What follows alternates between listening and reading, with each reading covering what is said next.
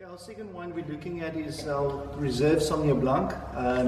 The wine is only made in special vintages, and I think, as most people know, Sauvignon Blanc is very sensitive to climate, temperatures, and you definitely get vintages that are very good and vintages that are less good. And sometimes when we have heat waves in the Western Cape, the quality definitely isn't the same as cooler periods in harvest time. The reserve grapes usually comes from a farm in Darling.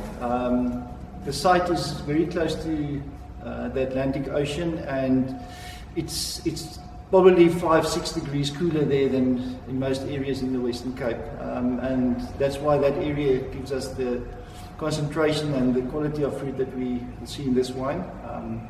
It's a wine that is quite ripe and got an alcohol of about 13.5–14%. So the palate is nice and full, and yeah, the wine shows some green flavors of green peppers, asparagus, and also green fig. I think it's a lovely concentrated wine, and it showed with some awards that it's a quality wine. Is there wood on this?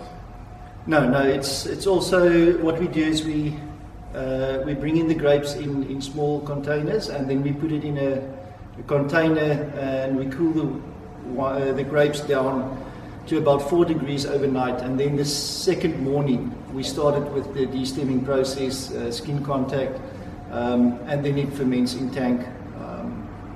It ferments at about 15–16 degrees, and we keep it on lees for probably about 5 months, 6 months, and then we bottle it.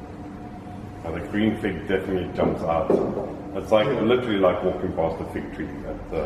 Yeah, it's amazing. It was the same when we tasted the grapes.